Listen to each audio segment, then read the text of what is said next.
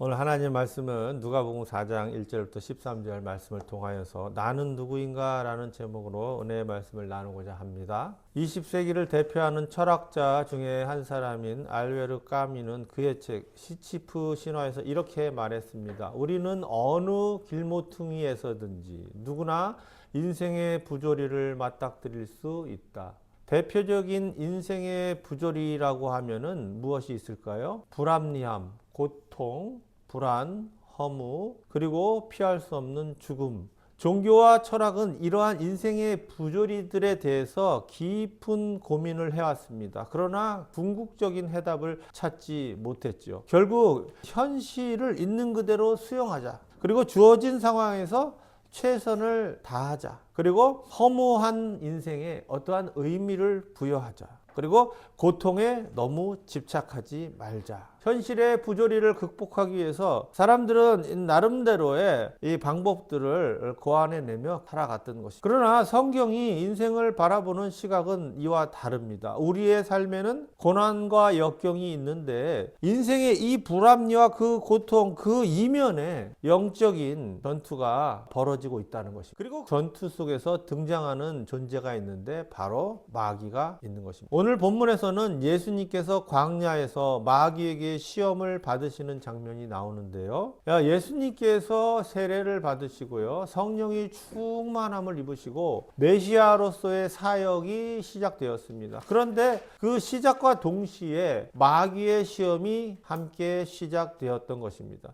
하나님의 영광을 위해서 하나님의 뜻을 이루기 위해서 이 땅에 오셨고 그 일을 하고 계시면은 하나님께서 전폭적으로 천사들을 보내서 장애물들을 제거해 주시고 일이 잘 되어가게 도와주셔야 되는 거 아닐까요? 우리가 하나님을 믿고 하나님의 영광을 위해서 하나님의 뜻을 위해서 무엇인가 일을 하고 섬기고 결심을 하고 행동을 고치고 무엇인가 하려고 할 때 우리의 기대와 다르게 우리의 삶이 펼쳐진다라는 것입니다. 우리가 하나님의 일을 하려고 할 적에 하나님께서 막 전폭적으로 밀어주고 도와주고 막 환경이 막 홍해바다 갈라지듯이 쫙쫙 갈라지고 그런 것이 아니라 우리가 하나님을 믿고 하나님의 뜻대로 살려고 해도 우리의 삶의 장애물이 부조리가 고통이 고난이 닥친다. 마귀가 그걸 가만두지 않는다라는 거예요. 그러니까 대부분의 사람들은 살아가다가 어떤 계기로 인생의 깊은 고민을 하게 될 때가 있는데 그 위험이 닥쳤을 때 인생의 부조리와 고통과 불합리한 사건이 벌어졌을 때 자기가 억울한 일을 당하고 실패하고 병들고 사랑하는 사람이 떠나고 이러한 어려움 속에 인생의 부조리를 경험할 때 왜 이런 고난이 이 고통이 불합리함이 이 부조리가 나에게 닥쳐오는가 인생은 과연 무엇인가 내가 무슨 잘못을 했나 뭐 이렇게 생각을 하게 된다는 거예요. 그러나 이 세상은 불합리로 부조리로 가득 차 있는 것입니다. 하나님은 전지전능하시고 그리고 이 사랑의 하나님인데 인생의 고통을 이 외면하시는 것을 보니까 내가 아무리 부르짖고 하나님이 도와달라고 해도 도와주지 않는 것을 보니까 하나님은 존재하지 않는다. 나의 이 어려움을, 나의 이 고통을, 나의 이 슬픔을 이거를 헤아려 주지 않고 도와주지 않는 그런 하나님은 나는 그런 하나님을 원하지 않는다. 그런데 하나님께서 이 땅에 내려오셨죠. 그분이 바로 예수님이에요. 그러니까 예수님은 이 땅에 태어나면서부터 고난을 안고 태어나신 분이에요. 태어나면서부터 그 출산 장소가 마국간에서 태어난 것입니다. 그것이 얼마나 비참하고 이 처량한 장면입니까? 죽을 때도 십자가에 죽으시는 것입니다. 여러분 십자가에 죽는다고 하는 것은 어떤 의미일까요?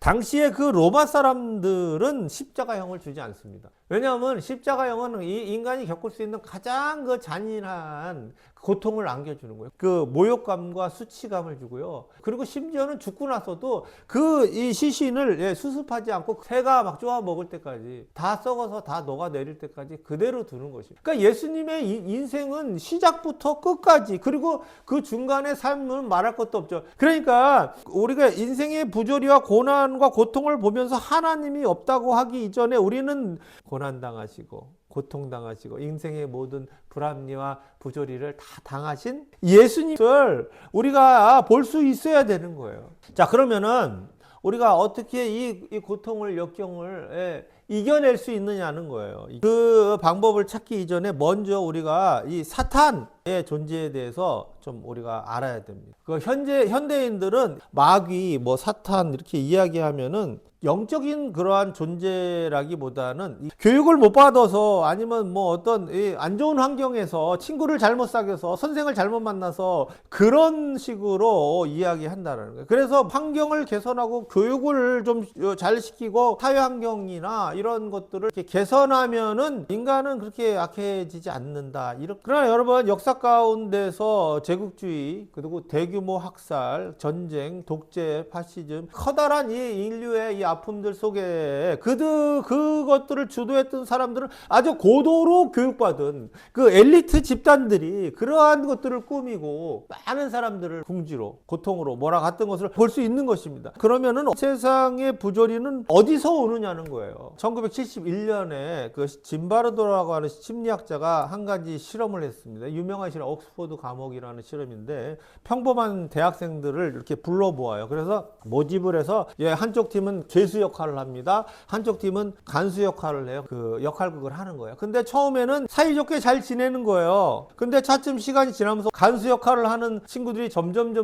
폭력적으로 그렇게 변해가는 것을 보았다는 것이죠. 실험 결과를 통해서 어떻게 얘기하면 주변의 환경의 힘이 인간을 지배한다. 우리 환경이 바뀌면은 인간은 변하고 거기에 따라서 달라진다. 이렇게 결론을 낸 것입니다. 자, 과연 그럴까요? 정신과 의사이자 심리학자인 빅터 프랭클이라는 사람이 있어요. 이 사람은 어떤 책상 앞에서 뭐 책 보고 연구해서 이론을 세운 사람이 아니라 실제 나치 치하에서 아우슈비츠에 수감돼서 거기에서 살아남았던 사람이에요. 그가 그 수용소에서 목격한 그 사건을 진술하는데 하루는 혹한에 추위해서 한 2시간 동안을 곡괭이로 땅 파고 철길 놓고 2시간 정도 일하면 잠깐 장작불 피워놓은 데서 휴식할 수 있는 시간을 주는데 불 피워놓은 곳에 누가 있으면 감시병들이 딱 지키고 있으면서 그 잠깐 쉬러 온 사람들을 향해서 난로통에 있는 그 불씨를 집어서 저쪽 눈밭에다 던지는 거예요. 그러면서 낄낄대면서 웃고 있었다는 거예요. 독일의 감시병들의 행동이 이게 해가 거듭될수록 이렇게 야만적으로 변해갔다라는 거예요. 그런데 놀랍게도 밤에 몰래 찾아와서 따뜻한 말을 건네면서 낮에 숨겨뒀던 빵과 또 약을 몰래 건네주었던 그런 사람들도 있었다는 거예요. 그러니까 이것은 무엇을 설명하냐면 환경이 전부가 아니라는 거예요. 그러니까 인간이 환경에 의해서 영향을 받지만 모두 그런 것은 아니라는 거예요. 인간은 우리 내면에 선과 악의 힘을 가지고 있다는 것을 발견한 거예요. 자, 그런데 성경은 거기서 한 걸음 더 나아갑니다. 무엇이냐면 그 상황 뒤에 그 인간의 그 어떤 약함을 파고들어서 우리를 악으로 이끌어가는 영적인 존재가 있다라는 것을 가르치고 있는 거죠. 그리고 그 존재가 바로 마귀다, 사탄이다. 자, 오늘 본문에서도 예수님을 시험할 때 바로 이 마귀가 등장합니다. 첫 번째 시험이죠.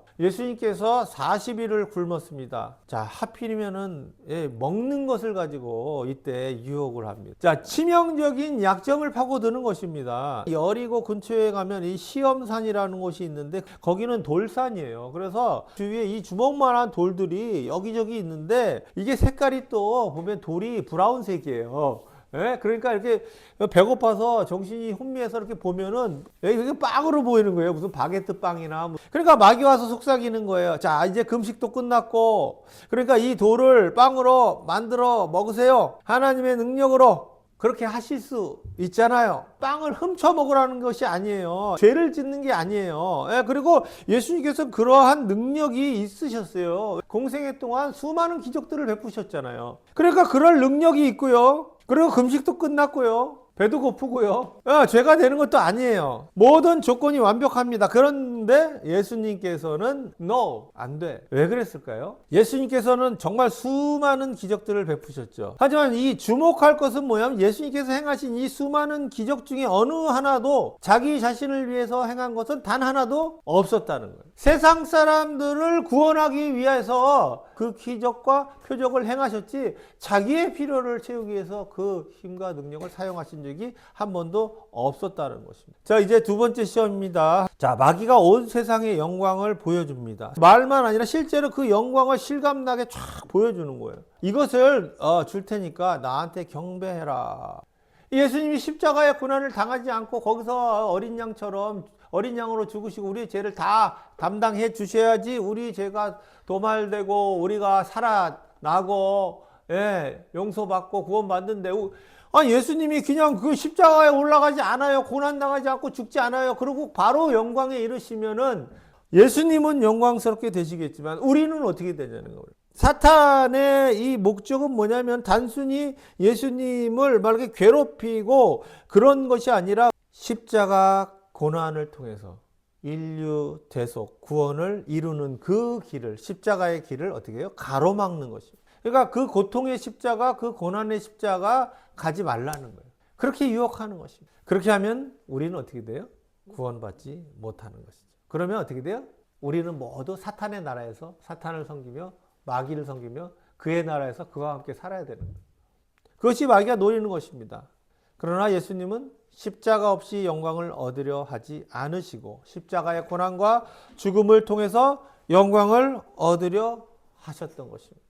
자, 이제 세 번째 시험입니다. 성전 꼭대기에서 뛰어내리면은 천사들이 짜잔하고 와서 받아주는 기적을 행하라는 거예요. 여기서 성전이라고 하는 건 예루살렘 성전입니다. 유대인들이 제사를 위해서 수많은 사람들이 모이는 그곳. 이스라엘에서 가장 많은 사람들이 운집하는 그곳이 예루살렘 성전입니다. 거기에 꼭대기에서 모든 사람들이 보는 앞에서 뛰어내리는데 천사들이 쫙 와서 받아줍니다. 그러면 모든 사람들이 그 장면을 보고 와! 메시아가 나타났다. 환호하지 않겠습니까? 얼마나 드라마틱하게 메시아임을 구세주임을 증명할 수 있는 정말로 효과적인 방법이 아닐 수 없는 것입니다. 그러니까 이 기독교는 하나의 목적을 위해서 수단과 방법을 가리지 않는 종교가 아니에요, 여러분. 그러니까 무슨 복음만 전하면 되고 예수만 믿으면 되고 교회가 성장하기만 하면 되고 목적을 놓고 수단과 방법을 가리지 않고 그 목적을 달성하는 종교가 아니에요. 본인이 메시아를 증명하기 위해서 수단과 방법을 안 가리면은 하나님의 그 엄청난 능력으로 이 땅에 임하셔서 사람들을 꼼짝 않게 부인할 수 없게 만들어서 믿게 하실 수 있잖아요. 그러나 중요한 것은 그 방법이 중요한 거예요. 그 방법이 복음적이지 않으면은 복음이 아닌 거예요. 두드려 패가지고 예수님 믿게 해갖고 그것을 복음이라고 할 겁니까? 예수님이 언제 누구 두드려 패가지고 협박해가지고 힘으로 눌러가지고 예수 믿게 하고 그렇게 합니까?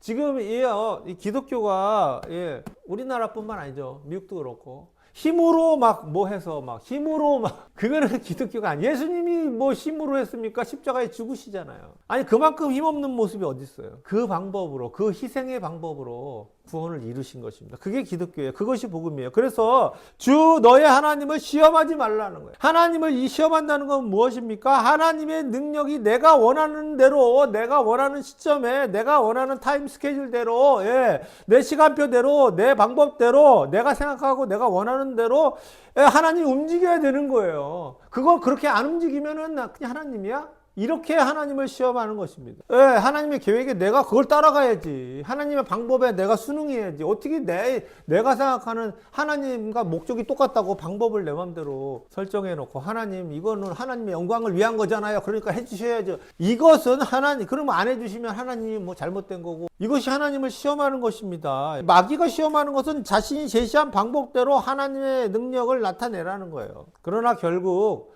예수님은 하나님이 계획하신 대로 하나님의 방법대로 하나님의 때에 십자가에 오르시고 죽으시고 부활하시는 그 고통의 방법을 택하셨다는 것입니다.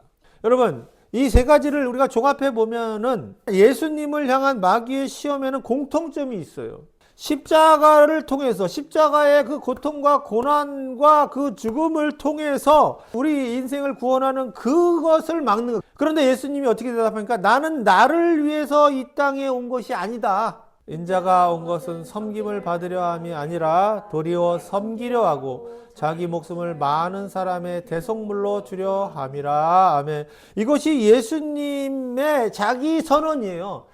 나는 이러한 것을 하기 위해서 왔고 나는 이런 존재다. 나의 정체성은 난 이거 하러 왔어 나는. 그러니까 예수님은 이 땅에 제물로 오신 거예요 여러분. 예수님이 이 땅에 고통받고 피 흘리고 죽으러 오신 거예요. 그러니까 많은 사람들이 기독교를 이렇게 오해하는데 예수님을 그때 당시에 예수님을 많이 믿게 된 것은 예수님이 그 사랑을 실천하고 많은 사람들을 고치고 그냥 모든 신분 차별을 다 폐지하고 평등으로 이렇게 아우르는 사랑을 해서 모든 인류를 사랑하고 그러한 희생 때문에 사람들이 그것 때문에 감동해서 기독교가 퍼지고 이렇게 됐다라고 이렇게 학자들이 얘기하는데 그런 면도 있죠. 여러분 그것이 핵심이 아니라 그것이 핵심. 예수님은 이 땅의 평화와 무슨 박애를 실천하고 그거 갖고 사람들에게 봐라 이렇게 너희들이 살면은 행복한 인생을 서로 싸우지 않고 살 수 있다. 이거를 가르쳐 주러 오신 겁니까? 이 사람들을 구원하기 위해서 오신 거예요. 1차 대전, 2차 대전이 언제적 얘기입니까? 그 사람들은 미개해서 그랬어. AI가 나오고 스마트폰 하나로 모든 걸 다 제어하는 이 세상이 됐는데도 여러분 여전히 그 야만적인 행태에서 벗어나지 못하잖아요. 예수님이 이 땅에 오신 것은 이 땅을 좀 더 새롭게 하고 이 땅의 사람들을 좀 착하게 만들고 그건 결과적인 것이고 우리가 예수 믿어서 나타나는 그러한 결과일 뿐이지 실제로 예수님이 이 땅에 오신 건 대속물로 자신을 어린 양으로 드리고 우리의 죄를 속죄하고 하나님의 나라로 우리를 이끌기 위해서 구원하기 위해서 오신 분이에요. 그거를 명확히 인식하지 않으면은 이 기독교가 이상한 종교가 돼버려요. 그러니까 성경이 좋은 말이 많다는 거예요. 정치에도 이용하고 교육에도 이용하고 인간의 어떤 정신치료에도 이용하고 그런 것들이 아니라 이 성경의 진리는 복음은 뭐냐면 예수님이 이 땅에 우리의 대속물로 자기를 희생해서 우리를 구원하러 오신 그 구세주라는 거야. 나는 그거를 위해 왔다. 마귀의 시험 앞에 3번이나 나를 위해서 존재하는 게 나는 십자가 지고 구원을 이루기 위해서 대속물로 왔다 하고 그 시험을 이겨내신 것입니다. 십자가 없는 영광은 없다. 그러니까 마귀가 떠나갑니다. 떠나긴 떠났는데 이게 완전히 떠난 게 아니에요. 그러니까 마귀는 이후에도 계속 예수님을 따라다니면서 기도할 때마다 막 속삭이는 거예요. 예수님을 계속 그 십자가로 올라가지 않도록 그렇게 유혹을 했다라는 것입니다. 그러나 예수님께서 끝까지 마귀의 유혹에 굴하지 않고 결국에 십자가에 오르시고 세상의 모든 부조리와 고통과 죄와 죽음을 이기시고 인간의 구원의 사역을 완수하셨던 것입니다. 그리고 그 예수님을 구원자로 믿는 사람들은 누구에게나 그 구원이 베풀어지고 주님과 함께 그 승리의 영광에 참여하는 자가 되도록 하신다는 거예요. 할렐루야. 예수님이 우리에게 얼마나 소중하고 이게 얼마나 위대하며 얼마나 이게 말로 다 찬송가가 너무 잘 써. 하늘을 두루마리 삼아 바다를 먹물 삼아서 내가 거기다가 써도 다 그 은혜를 그 감사를 내가 다 기록할 수 없다. 그것을 믿어서 우리가 이것을 받은 자들 그리스도인이라고 부르는 것입니다. 그러니까 이 그리스도인이라고 하는 거에 이 무게가 얼마나 큰 겁니까? 우리가 예수 믿어서 구원받았어요. 그래서 인생의 모든 부조리와 이 모든 이 죄악과 고통과 이 모든 것들에 막 머리가 지끈지끈 아픈데 왜 나에게 이러면서 사는데 우리는 뭐예요? 예수님이 이 모든 거를 다 승리하셨고 결국에는 승리한 자로 이 죄악과 이 고난과 슬픔과 모든 이 부조리를 이긴 존재로 그 없는 이긴 세상에서 살아가게 된다라는 걸 우리가 믿었어요.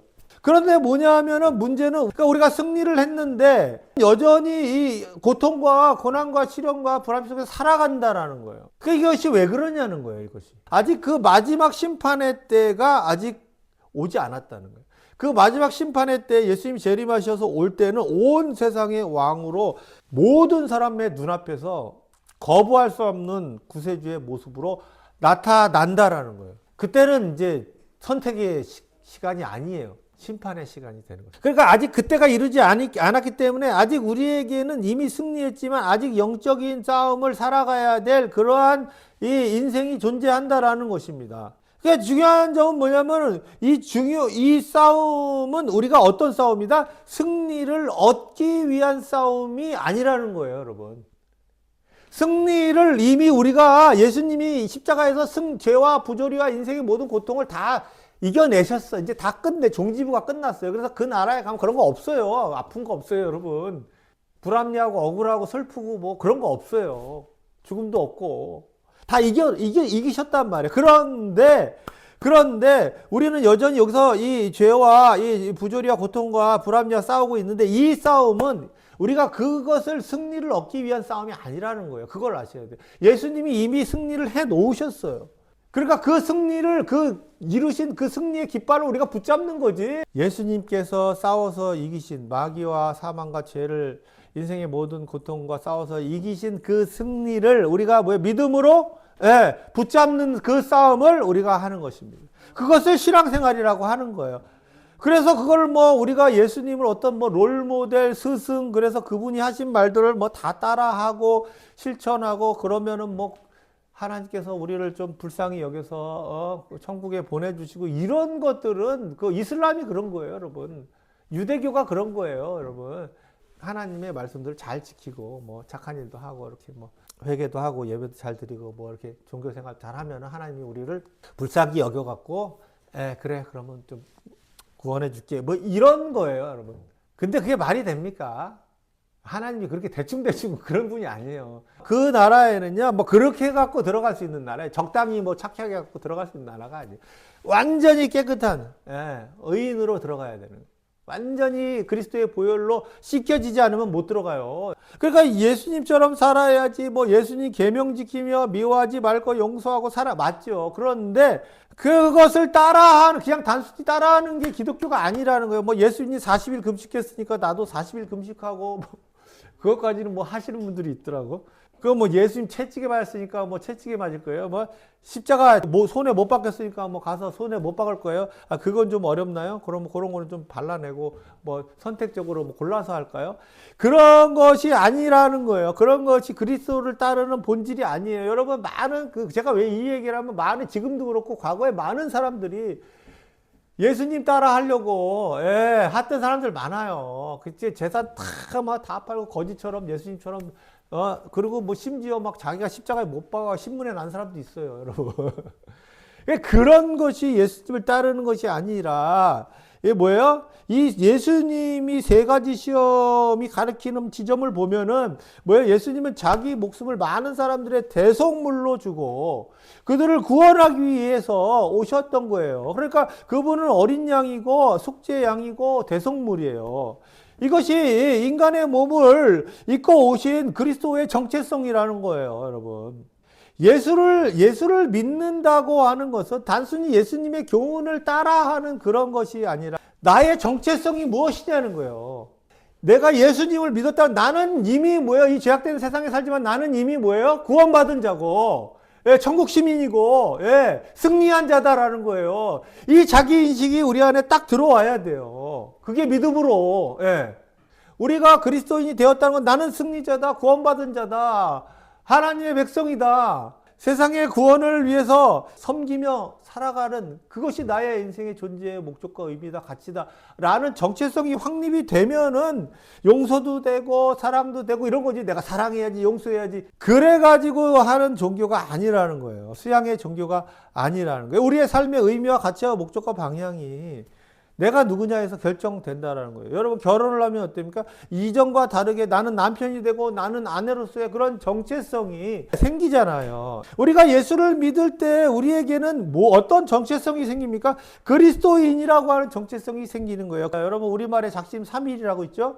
우리의 변화는 의지에서 오는 것이 아니라는 거예요. 미국의 행동과학 연구자 제임스 클리어가 이렇게 얘기했습니다. 진짜 변화는 목표를 어떻게 설정하고 그것을 하기 위해서 막 노력하는 거기에 있는 것이 아니라 우리의 정체성에서 시작된다는 거예요. 내가 누군가를 알 때에 우리의 삶이 달라진다는 거예요. 그러니까 말씀대로 살아라. 이게 아무리 권면을 들어 삶이 바뀌지 않는 이유는 자기가 누군지 몰라요. 집사가 왜 그래? 권사가 왜 그래? 목사가 내가 그리스도인이었지. 그리고 내가 왜 이렇게 이해타산적으로 사는 거야? 내가 왜 이렇게 분노하며 미워하며 이렇게 걱정하며 사는 거야? 나에게 천국이 있고 내가 구원받았고 그 나라에 영원한 축복이 있는데 이렇게 생각해야 되는데 오히려 승을 내요. 자기 정체성을 이 깨닫지 못한다는 것은 뭐냐면은 자기가 그리스도인이 왜 그래? 그러면은 사람들이 승질내는 사람이 있어요. 아니 왜 교회 다니는 사람이 왜 그래? 그러면은 에이씨 그러고 그거는 뭐예요? 자기 정체성이. 그러니까 그거는 믿는 게 아니에요, 여러분. 자기가 그리스도인인 것조차도 안 믿는데, 부정하는데. 교인이 왜 그래? 교회 다니는 사람. 그러면 어떻게 돼야 돼요? 내가 예수 믿는 사람이었지. 이 자기 정체성으로 돌아가야 되는데. 거꾸로 돼가지고, 이것은 진정한 자기 정체성을 깨닫지 못한 거예요. 믿음이 없는 거예요. 구원받은 하나님의 자녀라는 이것을 믿고 받아들이면 우리의 삶은 달라지게 돼 있어요. 그러니까 한 번에 달라지진 않아도 수많은 시행착오를 거치겠지만은 그 방향이 예수를 닮은 사람으로 세상의 구원을 위하여 그들을 위하여 섬기는 자로 이 변모될 수밖에 없다라는 거예요. 영적인 싸움의 승리는 내 힘과 의지로 되는 것이 아닙니다. 내 힘과 의지로 하려다가는 죄책감과 교만을 반복하다가 세월만 허비하게 되는 것입니다. 여러분 생각해 보세요. 누군가 나에게 깊은 상처를 주었을 때 나는 그리스도이니까 용서해야 돼 라고 이를 악물고 결심한다고 되나요? 그러나 반대로 나는 하나님께 용서받은 사람이야. 그리스도인이란 예수 그리스도 안에서 이미 승리한 자들입니다. 그 믿음의 선포가 우리의 삶의 방향을 바꾸고 그분의 영광을 드러내는 삶을 살도록 할 것입니다.